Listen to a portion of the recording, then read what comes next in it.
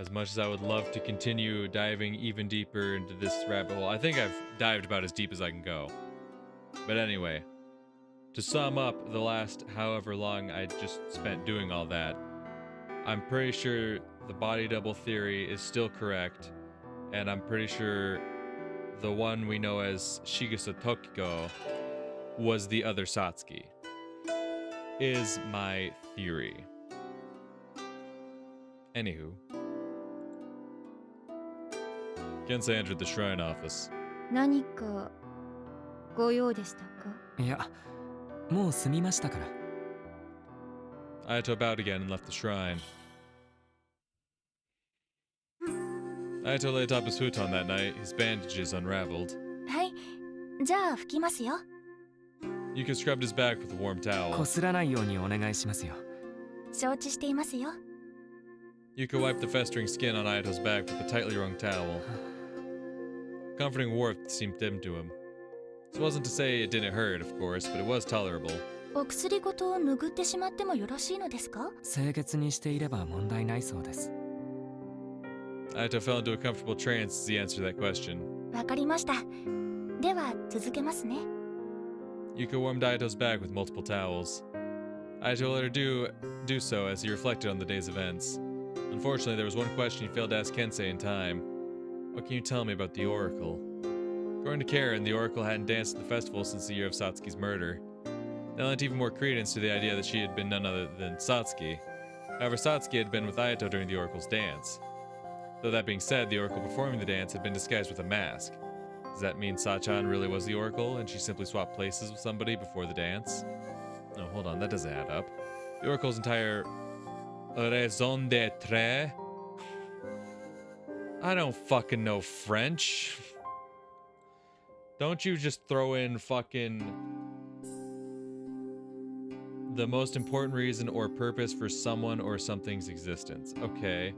How do I pronounce that? Raison d'etre. Raison d'etre? I don't believe you. That sounds like an American trying to pronounce it. Raison d'etre. No. Give me the fucking French. Google Translate. Take me to Google Translate. I want to hear their French voice fucking speak that shit. I don't believe it's raison d'etre.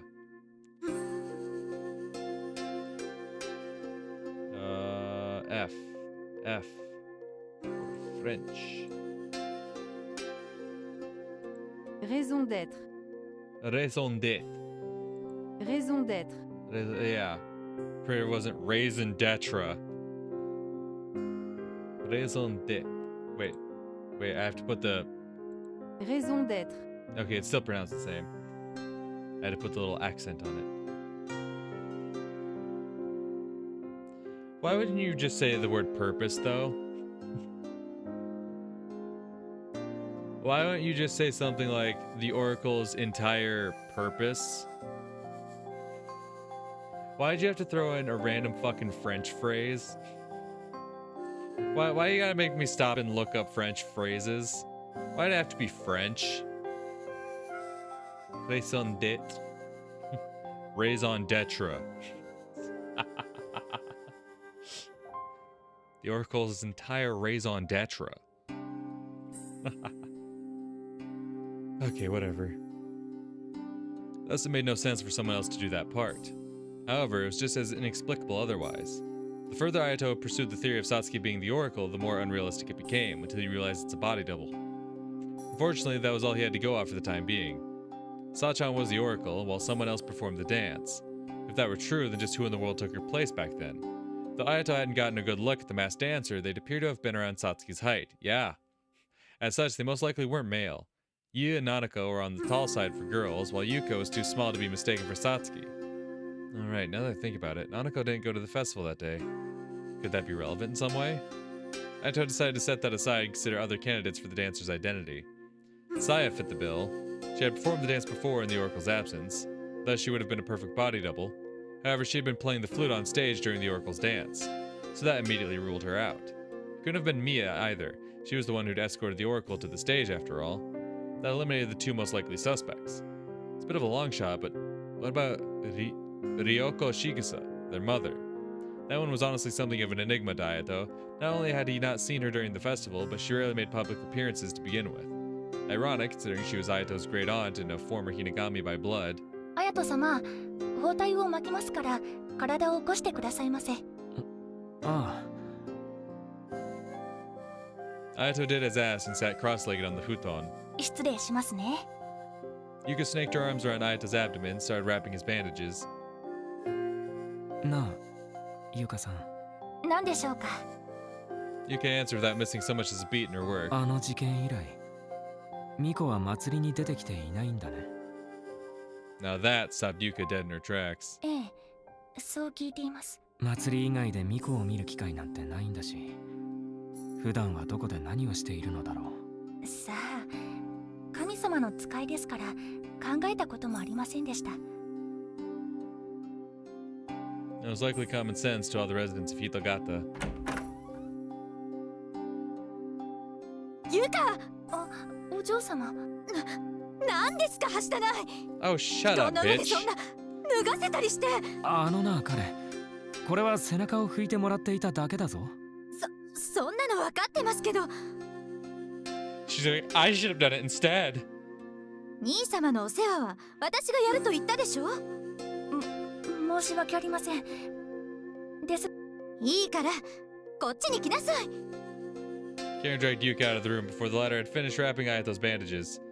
Cold air flooded into the room through the agape doorway. Ayato momentarily winced at the sudden chill. He leaned over, closed the door, and finished wrapping his own bandages and lay back down. He randomly stared at his hand. Everything there that had once been a pasty white had darkened from sunburn and jungle mud. What's more, his fingers were skin and bones from starvation and dehydration. How long will it take until I'm back in shape? Ayato's mind drifted to Satsuki's missing limbs.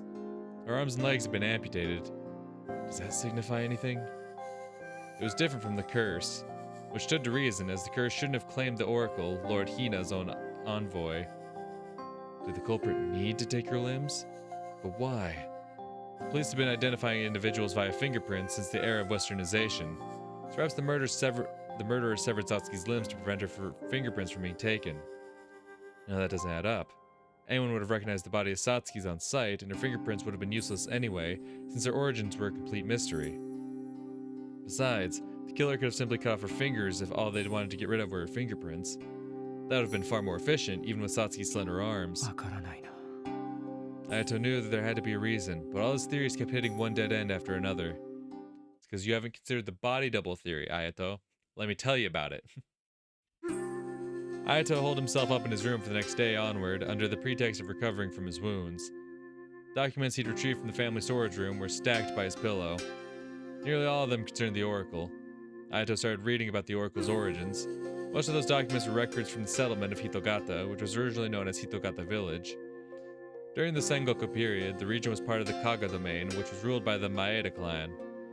According to the records, a member of the Shigusa family, one of the Maeda's chief vassals, was exiled to this land in accompaniment with her attendant, a member of the Hinagami family. The two subsequently established the village.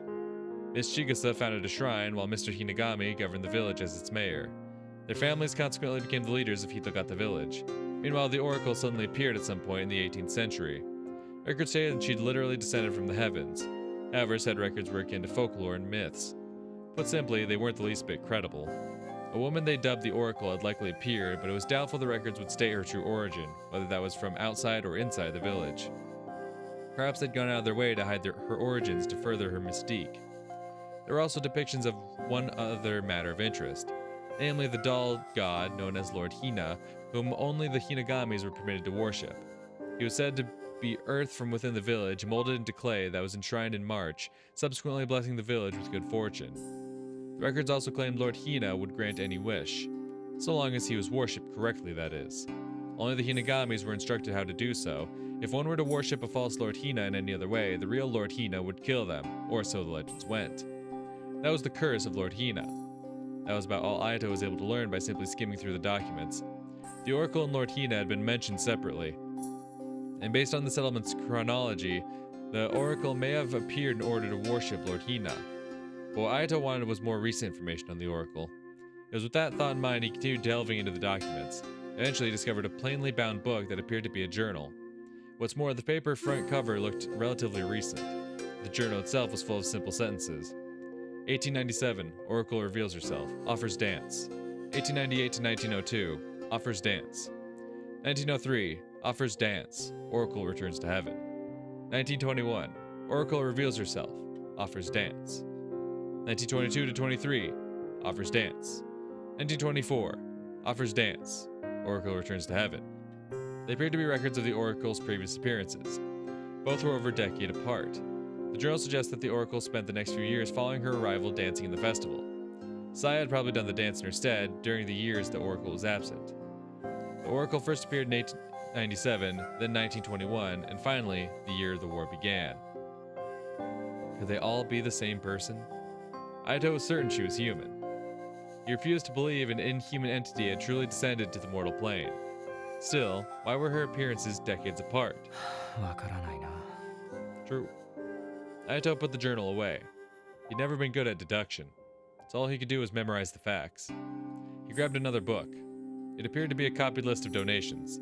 According to the records, the Hinagamis donated either money for a sacred branch or a sacred branch itself every year just before the festival. It was only natural for the Hinagamis to do so, seeing as how they were Shigasa Shrine's parishioner representative. Unfortunately, there didn't appear to be any clues about the Oracle in there. There was one other event that wasn't mentioned anywhere in the documents Ayato had retrieved, though. The Curse of Lord Hina. Ayato thought back to the days before Satsuki's death. The villagers had chalked the death of Sachiko Kawase that year up to the curse.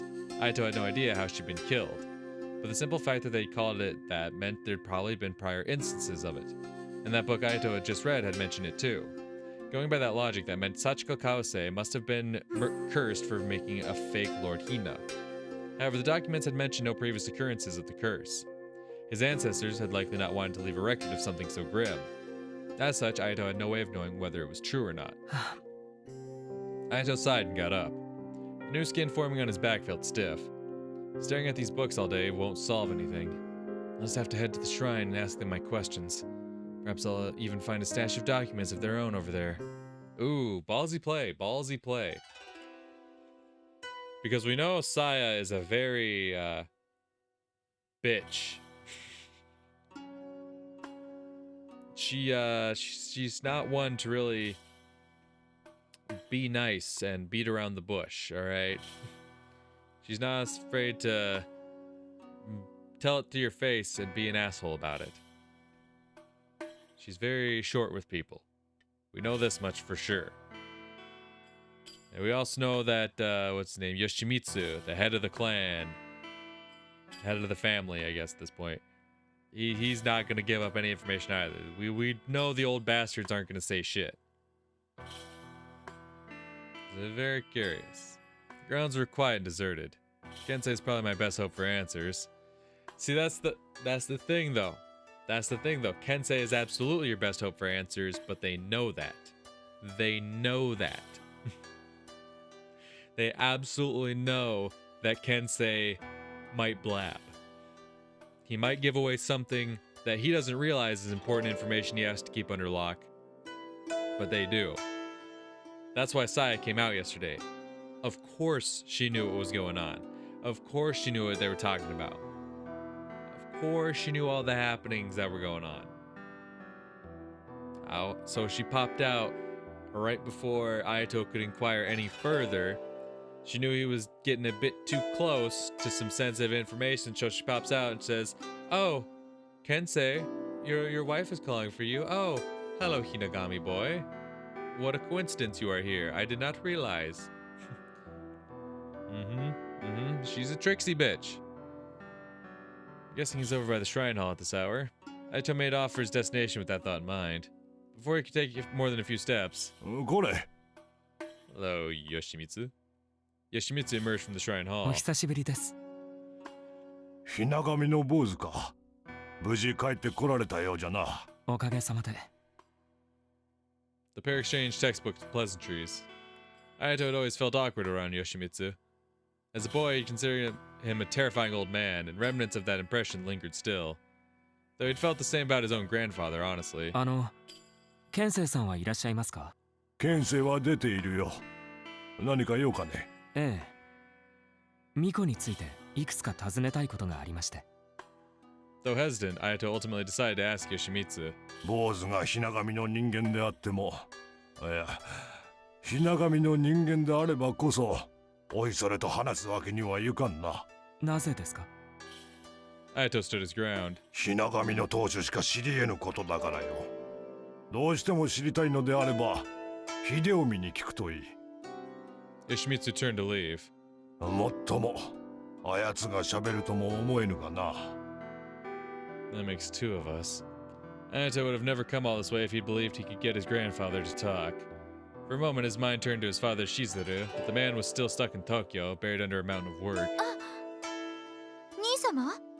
Ayato turned around upon hearing his sister's voice.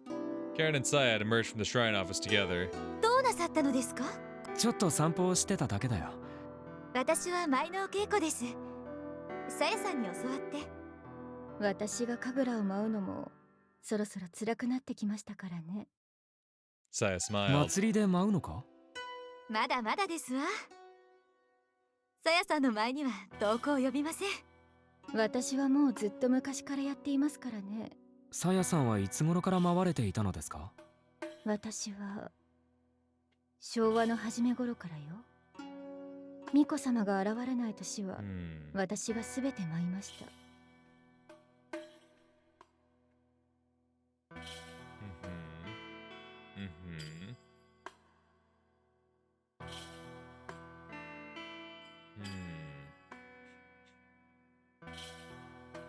I'm just trying to think, because supposedly this takes place in the 20s, right? Well, no. Yeah. No. Yeah. No. Isn't that what it said, though, in the documents? That, it, like, in the 20s, the Oracle reappeared? Or that's how long Saya's been doing it. That's the thing. If Saya's been... She said she's been doing it for decades, right? Right?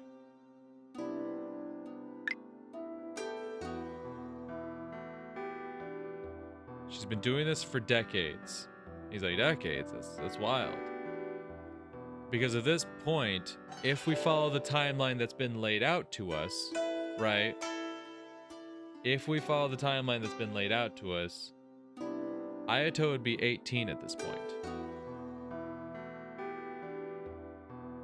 Which means she wouldn't have been doing this for decades.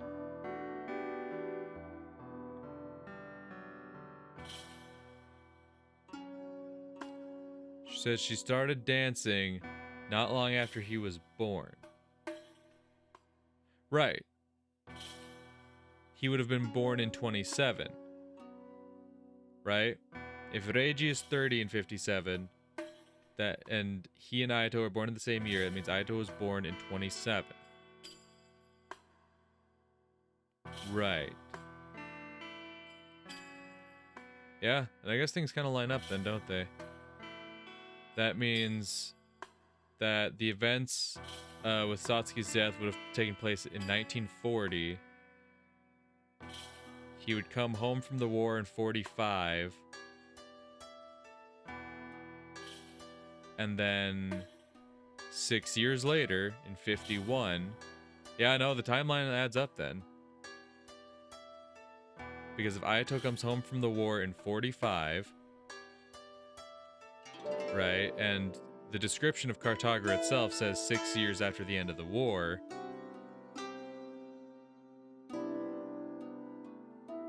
that would line up with that, and then it would also line up with the 6 years since the fall of Senri. So everything lines up there so far.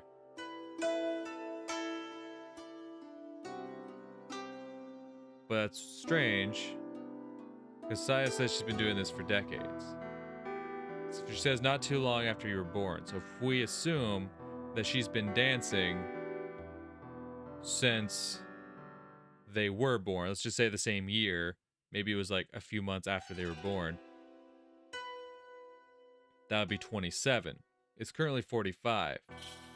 Now maybe I'm just being way too technical with it, but that's not decades.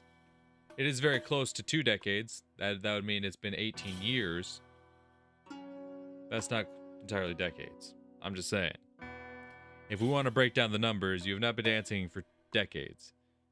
You've been dancing for a decade plus, but you haven't hit quite plural decades. Just saying. Just throwing it out there. But also that means Saya is a lot older than I fucking expected. Well, no, well that depends. If Saya started dancing in her teens, right, that means she'd be in her 30s. Which, that's not that old, actually. Never mind. I honestly went on this whole tangent that proves literally nothing.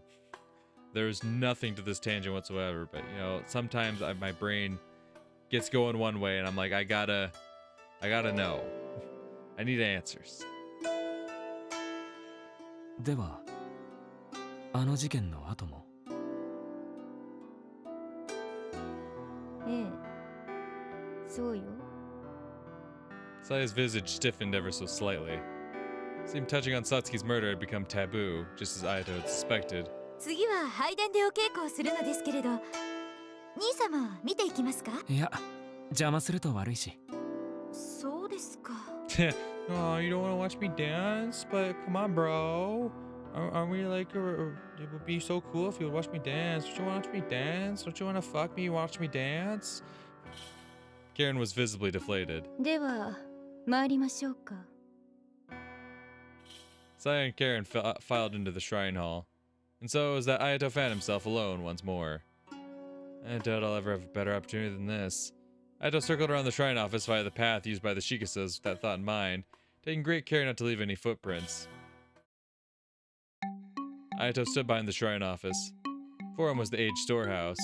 The area was smothered in snow, making it impossible to sneak in without leaving footprints. Regardless, Ayato reluctantly bit the bullet and ventured forth.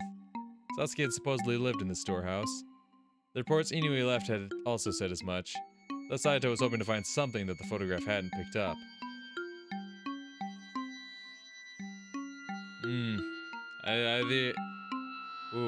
Risky move, because we seen Yoshimitsu, he went back into the office. He said that Kensei was gone. We saw Saya, but she went back into the shrine with Karen. But there's still several Shigasas we haven't seen, right? There's Yoshimitsu's wife, and also Kensei's wife, right? Now you think Kensei's wife would be preoccupied with raising the girl, but there is still Yoshimitsu's wife. For all we know, she is still very much alive, and we haven't seen her. There's no reason to believe that she wouldn't be around. She wouldn't be patrolling, right? You're playing a dangerous game here, Ayato. Though naturally, he was aware the chance of turning up any new leads after all these years was next to none. Still, he wanted to find traces of Satsuki. Fittings for a giant padlock were attached to the door. However, there was no lock. It's open. Are the Shigasas in the habit of not locking it at all? Or did they not lock it because there's nothing in there? Whatever the case, there's only one way to find out. Ayato snuck into the storehouse once he was sure the coast was clear. Night was still a ways off, yet it was dark as a cave on the inside. Ayato flipped on the lights and took a good look around. The floor was absolutely filthy. It was caked in dust thick enough to match the heaps of snow outside. There weren't even any footprints to be found, testament to how long it had likely been since anyone had last visited. The only sign of movement was the dust fluttering above the dirt floor at the entrance. At first it appeared nothing was there, but then Ayato noticed a giant chest in a corner. There was also a full-length mirror. But that was it. The place was supposed to be a shed, yet there was nothing else in sight. Not even any vestiges that Satsuki had once lived there remained. Perhaps they'd been completely disposed of. Ayato crouched down and studied the dust-lacquered floor. He held his breath so not to breathe in the dust. There appeared to be a square dent next to the wall. Ayato wiped off some of the dust by the entryway, revealing a discolored floorboards. He had to guess something had once sat there long enough to dent them. Ayato steeled himself and stepped onto the floor. Dust scattered about with each step he took. Ayato fought back the coughing fit that threatened to burst out as he made his way over to the opposite wall. Once there, he crouched again and wiped the dust off the floor. The floor was colored differently at the edges of the dent. While both areas were discolored, the dented floor was a fair bit darker. Looks like something really did used to be here. Ayato rose to his feet and checked the size of the dent. Whatever it was must have been heavy, perhaps a cabinet or the like. Closer inspection revealed that there were many similar dents by the walls. Considering the fact that there weren't any around the center of the room, Ayato deduced they might have been likely left by furniture, just as he suspected. Seems Satsuki really had lived here. I don't get it though. Why would anyone go to all the trouble of clearing out the whole room? Could have understood if they'd been using this place as a storeroom after it had been cleared out. However, it made no sense to claim Satsuki had lived here even after cleaning it up. Had the police seen through their lies, or had the investigation shed light on the fact? Not even the reports had a clear answer to that question. But that aside, there was one more thing in the room that had been bothering Ayato the whole time. The chest. Its clasp had started to break apart and was fastened with string, likely due to age. But Ayato didn't expect to find much, if anything, inside it. That did raise the question of why the Shikas hadn't gotten rid of it. And soon enough, he had his answer. It was a fixture attached to the floor and wall, which meant the chest had likely been built as part of the room to begin with, rather than brought in later. Ayato shook it just to be safe, but didn't so much as budge. However, the clasp broke and fell to the floor. Ayato grabbed the lid before picking that up. The chest creaked as he opened it, probably because the hinges were attached to the wall. He looked inside to find it empty, just as he suspected. The bottom was littered with fibers, meaning it had probably been used to store futons or clothes. Light shone in. Ayato stuck his head into the chest to find what looked like a small knothole in the wood. It's almost like a little peephole. Ayato threw the lid open completely and stepped inside. Floorboards creaked beneath him. It was positively freezing inside the chest. Fortunately, it was too small in there for a grown man such as Ayato to look through the hole. However, someone smaller could probably fit inside the chest. Suddenly, Ayato noticed something around the hole. There were a myriad of tiny scratches that he never would have spotted if he hadn't been looking close enough.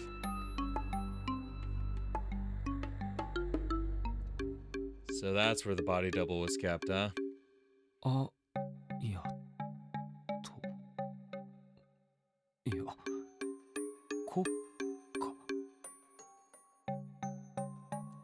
Ayako? Who's Ayako?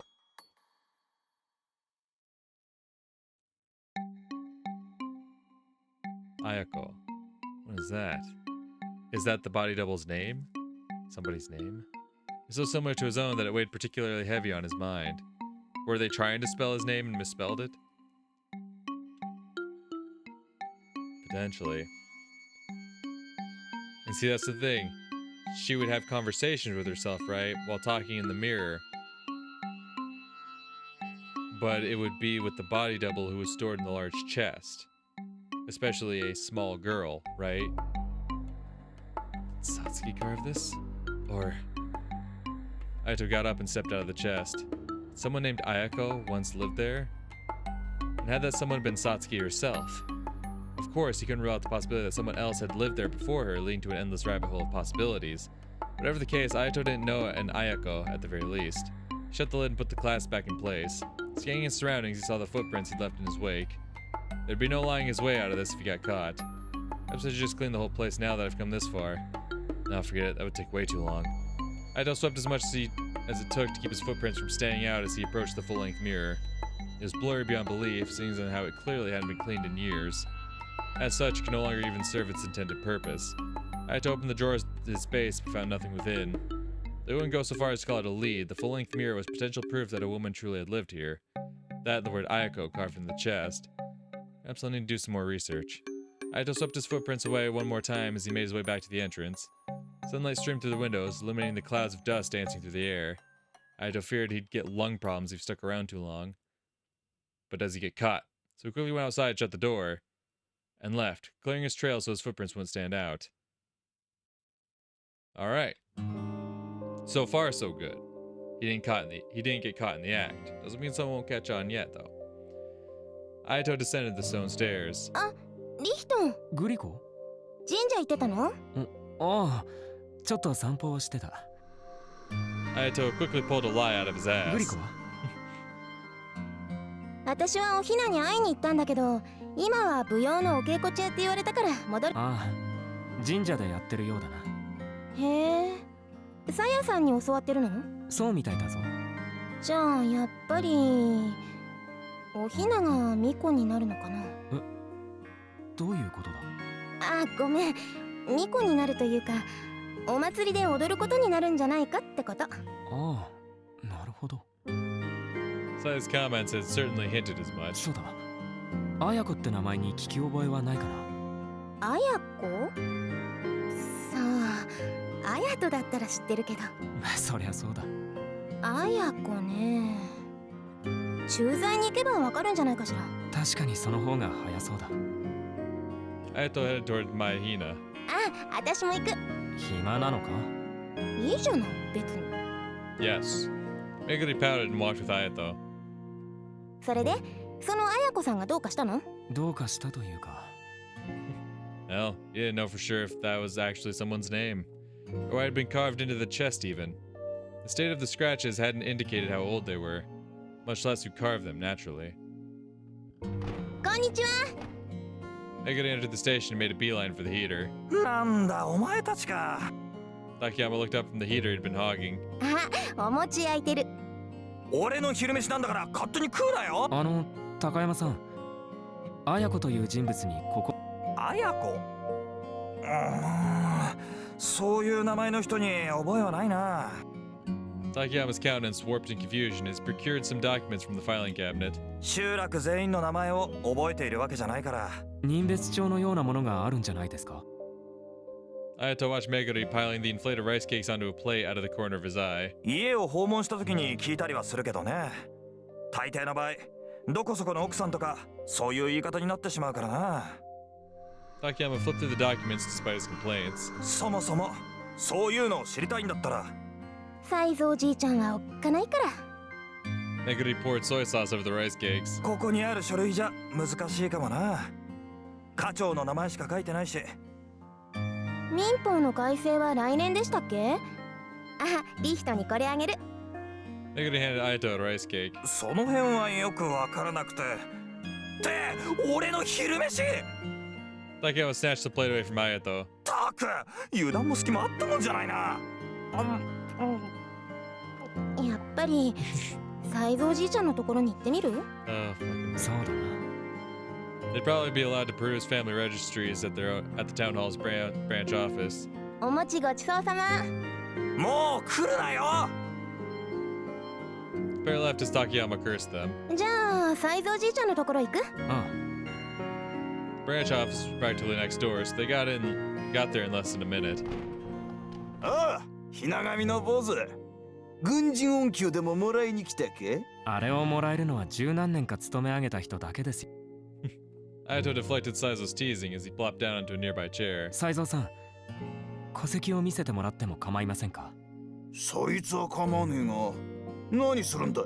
綾子という人物を探したいんです。Ayato decided to be upfront about his search. 綾子？そんな女いたかね？ Saizo cocked his head. あそこんちのばあさんはあやめだったな。だから調べようとしているんです。もしかすると戸籍に記載されていてもここに住んでいない人かもしれませんから。Ayato was aware that was quite a leap in logic. Still, he clung to his working theory. The idea that Satsuki's real name had been Ayako refused to leave his mind. Not even the police had managed to turn up anything regarding her origins, which opened the door to the possibility that her name was different from the one on her family register. Absolutely.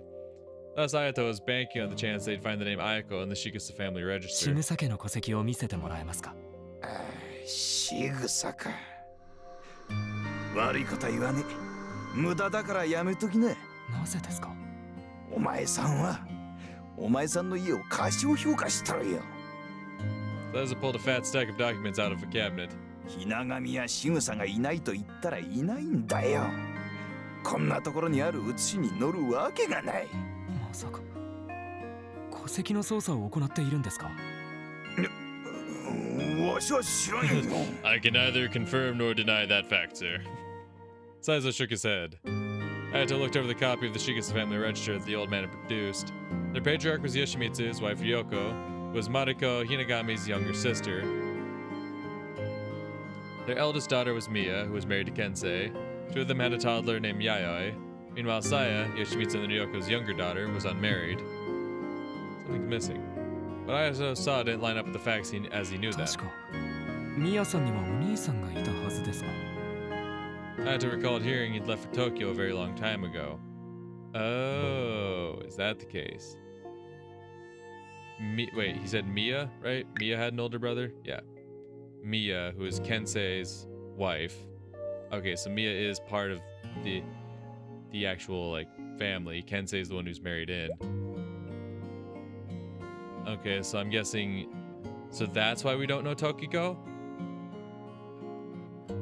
Oh, is that the case? So maybe Mia did have...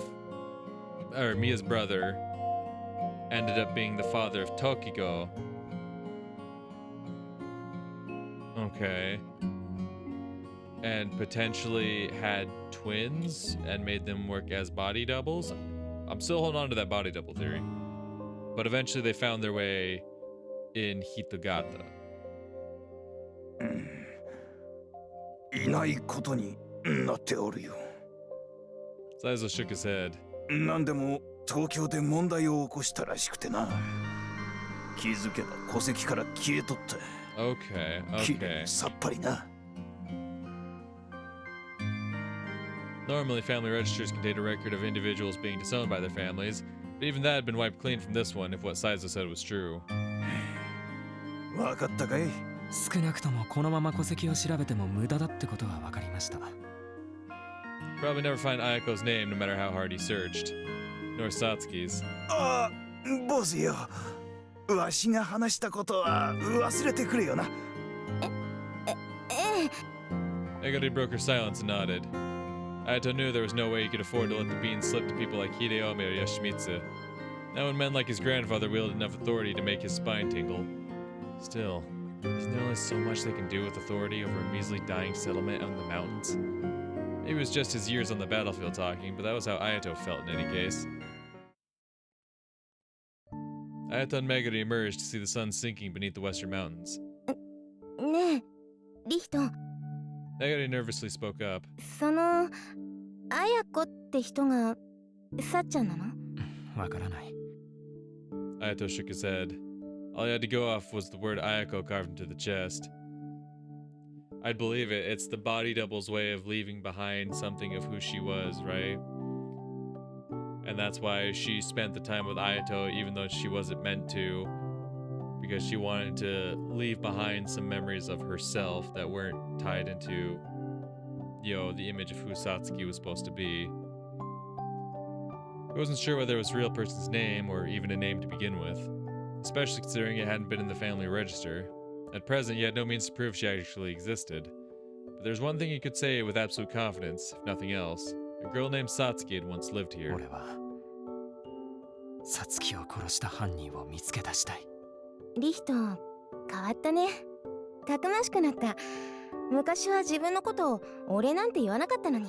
Damn, it's almost like he experienced some trauma at a very young age, went off to war and experienced even more trauma on the battlefield. 僕って言ったら軟弱だと言われて殴られるようなところにいたからね。理不尽だね。そうじゃなきゃ戦争なんてやってられないさ。 Many died cruelly on the battlefield. Perhaps the only shield against such cruelty was cruelty of your own making. Though honestly, that wasn't a topic Ayato himself liked to ponder. それじゃ私帰るね。おひなによろしく。 I'd rather not say anything to Ohina if I had my あ options. あ、気をつけて。それじゃ。 Meguri left. Ayato himself made his way home after seeing her off. Ayato retired to his room after finishing his dinner.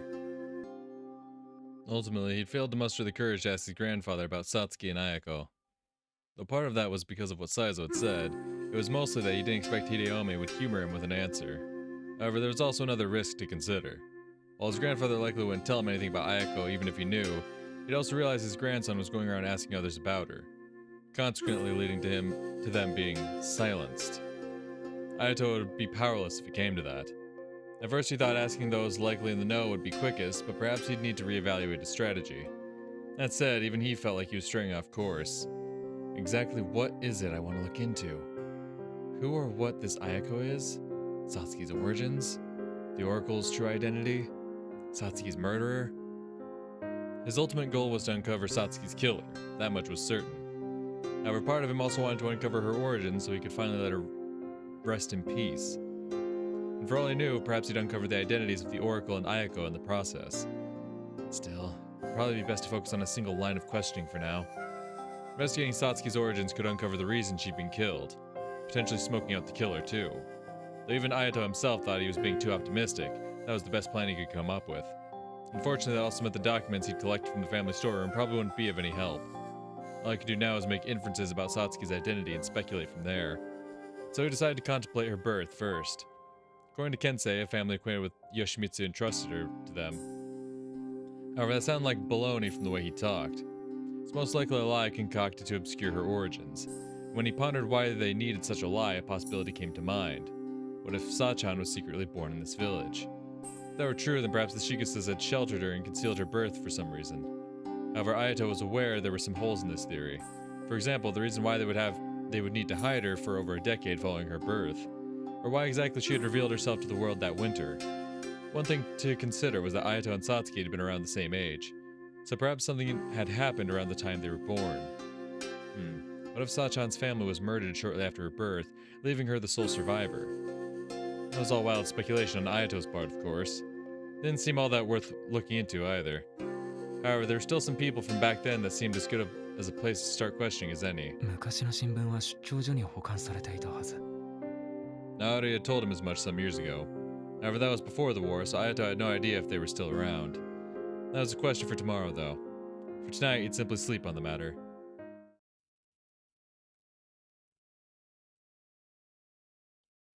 Ayato visited the branch office the very next morning. 昔の新聞？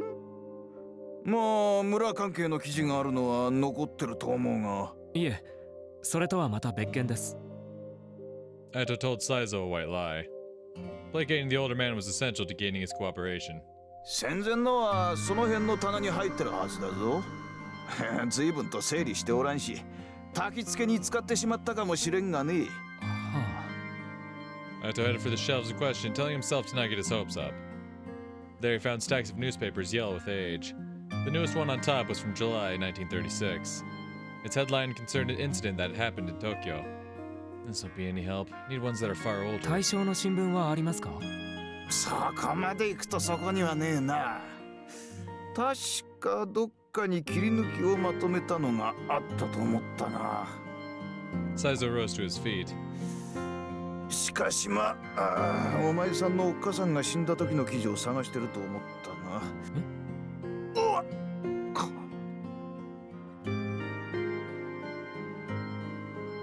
Oh. Saizo covered his mouth. 僕が小さい頃に母親が自殺したという話は聞いていますが、それは新聞に載るようなことだったんですか？ひながみ家の嫁が死んだんだ。隠しきれなかったら新聞にだって載るだろうさ。Ayato flipped through the old papers on the shelf. From what he'd heard, his mother had died in the winter of 1929. March, to be exact. Okay. Eventually, he found the article he was looking for in the lower left corner of the front page of the March 6, 1929 morning edition paper. I see. There lay the headline, Hitagata housewife commits suicide, along with the name Rika Hinagami. 母さん。 Ayato didn't remember his mother's face, though that was only to be expected since she died when he was very little. As such, seeing the article didn't make him all that sad or anything. 2日続けての悲劇。この前日に他にも何かあったんですか？さあな。ここじゃいろいろあって忘れたよ。Yeah, that's what I'd say too. Ayato could tell in his bones that Saizo was lying. So he flipped through the newspapers and checked the front page of the March 5th issue. No incidents were mentioned anywhere. However, there was a Hitagata resident's name in the obituary column. Keika Zaizen passed away in the early hours of March 4th. That's all it said. Cause of death was nowhere to be found. この財前さんという方は。そうな。Saizo repeated himself like a broken record. That was as good as saying he probably did know something. The fact that Keika Zaizen had died in the early hours of March 4th pointed to a certain possibility too. 財前さんは祭りの後にたたりで殺されたのですね。Much like Sachiko Kawase. そうかもしれん。 Saizo heaved a weary sigh. 彼女が見つかった時、誰もがそう言っていた。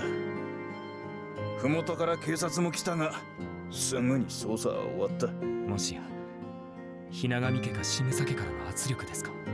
知らぬよ。わしみたいな下っ端はな。